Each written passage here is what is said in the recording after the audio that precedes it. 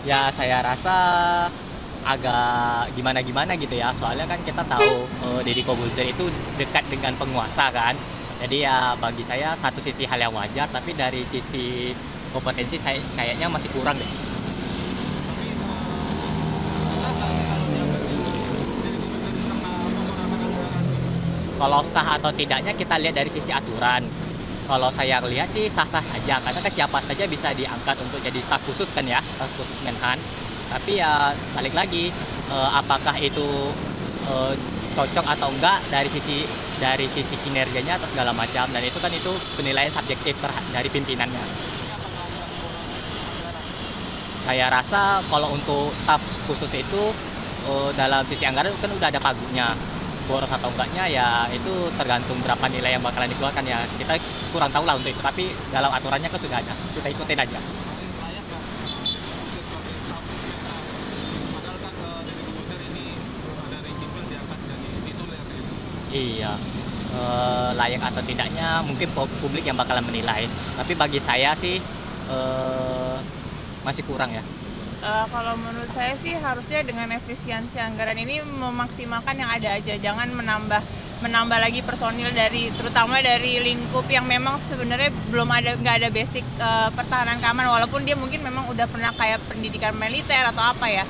Cuman kalau menurut saya harusnya pemerintah itu memaksimalkan dari lingkupnya Kemenhan aja gitu, jangan nambah-nambah lagi, karena kan kita juga kayaknya lagi mulai mulai ekonominya lagi gonjang-ganjing, jadi ya sebaiknya sih pemerintah memaksimalkan yang ada aja, jangan menambah pengeluaran-pengeluaran lainnya yang memang sebenarnya nggak terlalu penting gitu, kecuali beliau ini adalah orang yang memang ahli ya, memang ahli di bidangnya. Kalau ini kan enggak gitu, dia bukan yang dari militer atau cuman kayak public figure yang pernah ikut militer kayak gitu, jadi menurut saya sebaiknya sih nggak usah kayak gitu.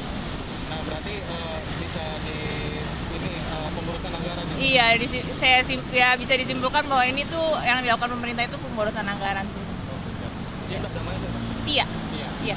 Menurut saya sih sebenarnya saya sejujurnya saya percaya ya apapun yang dilakukan pemerintah itu kan pasti sudah dipikirkan dengan baik-baik, pasti ada alasan yang matang juga di balik kenapa akhirnya beliau diangkat gitu. Tapi kalau misalnya kita melihat kondisi saat ini nih, ada efisiensi anggaran, sepertinya rasanya kalau misalnya ditambah headcount satu lagi mungkin akan sangat membebankan ya. Jadi menurut saya sebenarnya yang penting itu yang publik perlu tahu itu transparansi. Kira-kira apa sih alasan dibalik pengangkatan ini, dan kira-kira memang seberapa efeknya nih terhadap anggaran negara. Kalau misalnya ternyata sudah dikalkulasi dan memang masih ada nih space untuk anggaran untuk meng-hire beliau, sebenarnya tidak ada salahnya juga ya, karena saya percaya siapapun yang bergabung ini pasti bawa added value untuk pembangunan di kementerian manapun itu. Jadi mungkin yang diperlukan ini kalau ditanya setuju atau nggak setuju sebenarnya agak susah ya, karena saya juga kan nggak pernah melihat nih transparansi dari anggaran Kementerian Pertahanan itu seperti apa. Jadi yang saya rasa perlu itu transparansinya dari supaya kelihatan gitu. Memang sebenarnya masih ada alokasi budget nggak sih? Atau jangan-jangan ini pemborosan dan malah memotong anggaran yang seharusnya dialokasikan untuk item-item yang lain. Mungkin seperti itu sih. Secara pribadi Deddy Corbuzier layak nggak sih Pak jadi Menteri Pertahanan ini? Kayak staf Menteri Pertahanan. Oh, menurut saya sih ya, balik lagi kan saya bukan menterinya ya, jadi saya juga nggak lihat pasti sebenarnya semua orang tuh punya skill yang dibawa ya, pasti ada value yang beliau bawa. Jadi saya rasa sebenarnya siapapun itu, apalagi Bapak Deddy Corbuzier ini pasti membawa sesuatu juga ke sini. Jadi ya selama itu align dengan apa yang mau dikerjain oleh Kementerian Pertahanan, ya menurut saya ya why not sih. Stephanie. Ya. Memang itu anggarannya masuk yang efisiensi dari pemerintah ya. Ya menurut saya cocok aja sih, maksudnya masuk aja memang karena rasanya juga kurang pas kalau misalnya dipotong cuma kementerian lembaga aja. Sedangkan DPR juga kan salah satu lembaga yang dapat jatah tinggi ya dari anggaran APBN gitu. Jadi kalau misalnya memang ada pemotongan saya setuju sih. Ini 600 kan terlalu kecil nggak sih menurut? Kayaknya kalau dibanding dengan kementerian lembaga yang lain cukup jauh ya Mas gitu. Kalau misalnya memang bisa lebih banyak gitu sesuai dengan presiden mungkin ya, dimana anggaran untuk ke luar negeri atau studi banding gitu juga diminimalisir ya, mungkin kayaknya lebih baik karena saya lihat juga DPR lebih banyak ke kunjungan lapangannya ya dibanding merumuskan kebijakan-kebijakan yang memang pro rakyat gitu.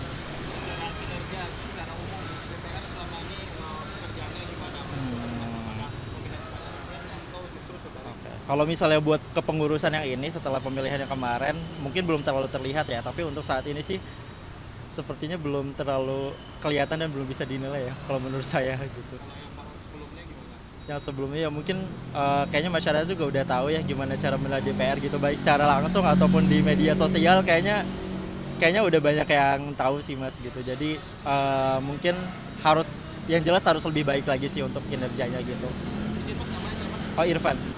Kalau menurut saya anggaran DPR potongan ini ya cukup bagus lah ya untuk memangkas semua kepentingan DPR yang terlalu berlebihan yang tidak menguntungkan buat rakyat kecil gitu. Karena nomor 9 ini kan cukup banyak bisa dialokasikan ke rakyat intinya gitu. Mas, 600 M ini tuh kecilan apa justru harus dipotong lagi? Kayaknya itu nggak kecil, udah cukup buat pemotongan itu karena anggaran DPR itu kalau dilihat dari berita itu terlalu besar ya, seperti pergi ke tempat-tempat lokasi yang nggak ini gitu, tapi rakyat tidak tahu apa yang dilakukan di sana gitu, pemotongan gitu. Mas, secara umum kinerja DPR yang Mas ketahui gimana? Apakah sudah baik atau justru sebaliknya? Beberapa ada yang menguntungkan rakyat, beberapa dan tidak menguntungkan rakyat, Mas. Gitu. Izin namanya siapa Mas? Pak Rusli. Kalau menurut saya sih harusnya dengan efisiensi anggaran ini memaksimalkan yang ada aja, jangan menambah lagi personil terutama dari lingkup yang memang sebenarnya nggak ada basic pertahanan keamanan, walaupun dia mungkin memang udah pernah kayak pendidikan militer atau apa ya.